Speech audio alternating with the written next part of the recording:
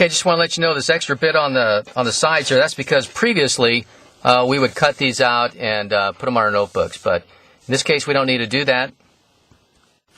Talking about graphing X and Y intercepts, and here's an example of a problem, and then we're going to do a couple of more problems.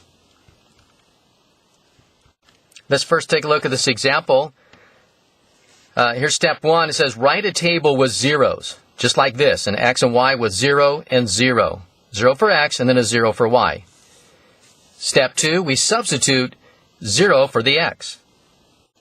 By the way, the objective here is to graph this equation right here. So our next step is put 0 in there for X. And if I do that, notice how this becomes, kind of like if I put my finger over it, this becomes 0. If you put 0 in there, that's gone, and all you have is 3y equals 6. Well, y must equal 2. So that's where we put a 2 right there. When X is 0, y is 2. Now we go ahead and do the same thing for y. Let's put a 0 in there for y. And if I put a 0 in there for y, it's like me coming over and putting my finger over it. But yeah, let's just put a pen. My finger's too fat there. Okay, there you go. That's 0. So what do you have? 2 times something is 6. Right? So 2 times 3 is 6. So when when y is 0, okay, when y is 0, that's gone, and x has to be 3. And so there you go. So it's 3. You have 2 points. These are the intercepts. And so what you do is you graph those intercepts. 0, 2, 0, up 2, that's your y-intercept. And then the other one, 3, 0, you go over 3, up nothing, and that's your x-intercept. And then you just draw a line. See that? You graph the 2 points, and then you draw a line, and there's the equation. There's a graph of that equation. And you found the x-intercept and the y-intercept, and that's why it's labeled right there. Okay, let's do the same thing to the example to the right. Example number 1. Okay, and what is our first step? Step number 1, write a table with zeros. So I'll make a table up here. X, Y, and I'll put a 0 for X, and then, I'll just draw a little line there, and then a 0 for Y. We're going to do two times. Find 2 points. And by the way, this is the number 3. Didn't come out very good. All right, so our first thing we do, let's put 0 in there for X. Now, if I do that, that is gone. That is gone. And so you have negative 5 times something is 15. Negative 5 times, if you don't know, divide by negative 5, divide by negative 5, and the answer is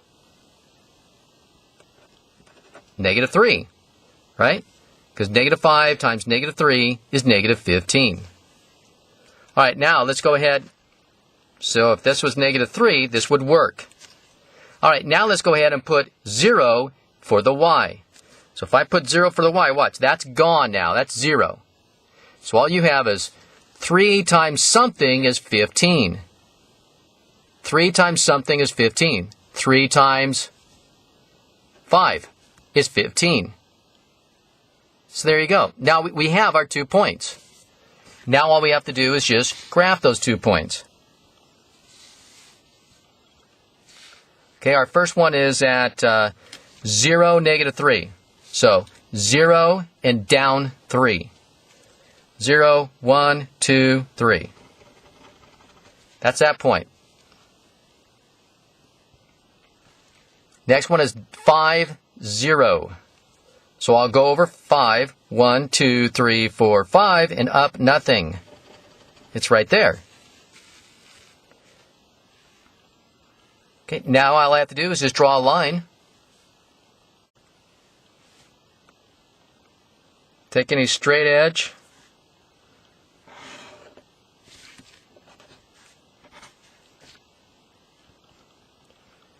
And there's our graph. Now, so that is this equation up here. This line is that equation. Now let's just label this, make sure. Is this the x-intercept or the y-intercept? It's on the x-axis. It's the x-intercept. This one right here, that's a y-intercept. Okay, now instead of graphing everything, okay, you could look up here. Now looking up here, which one of these is 0, negative 3? Is that the x-intercept or the y-intercept? It's the y-intercept. It's the y one. Okay, so this is your y-intercept, and this is your x-intercept. 5, 0. Okay, so if you get asked a question on that on a test, this is your y-intercept, this is your x-intercept. You don't have to graph the whole thing out.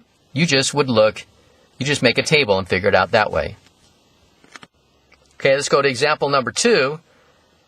Again, our first step is to make an x and y table. Let's use 0 for x, and then we'll use 0 for y. Okay, now let's plug in some numbers. If I put 0 for x, okay, that's going to be gone. That's going to be 0. Because negative 12 times 0 is 0. So that's gone. You just put your thumb over it.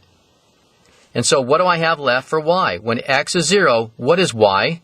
4 times something is negative 24. Let's see, 4 times 6 is 24. So it must be 4 times negative 6. Right, this must be negative 6. 4 times negative 6 is negative 24. Okay, if you can't do that mentally, then you would just go ahead and divide by 4, and you'd see it'd be negative 6. Okay, now, let's make y 0. If I make y 0, just put my thumb over that. Okay, and so now I have negative 12 times something is negative 24. Negative 12 times something. If you don't know that, if you can't look at it and know it, just divide by negative 12. Okay, but the answer is 2. Okay, negative 12 times 2 would make negative 24.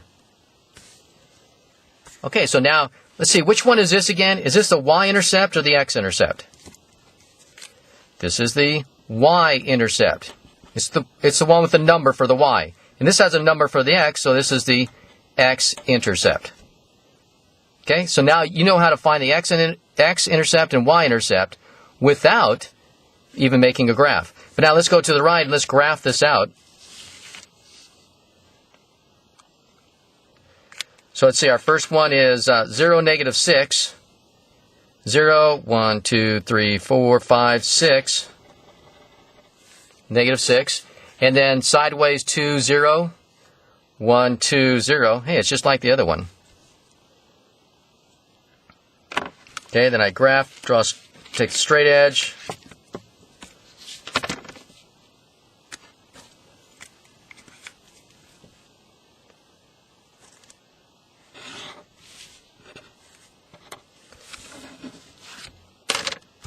And by the way, do you remember how to find the slope?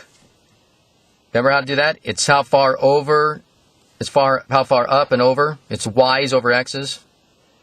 Here's a triangle right here. So the slope here would be 1, 2, 3, 4, 5, 6. 6 over 1, 2. 6 over 2, which is 3, positive 3. Okay, remember that this is your x-intercept, and this is your y-intercept.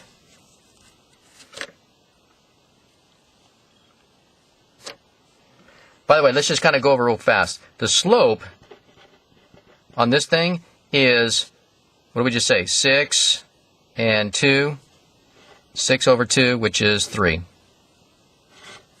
And on the top one here, let's just kind of do this real fast, because you will be asked this eventually. It's 1, 2, 3. 3, I'm going to put slope equals 3 over 1, 2, 3, 4, 5. 3 over 5. And again, this is all positive. So your slope is 3 over 5.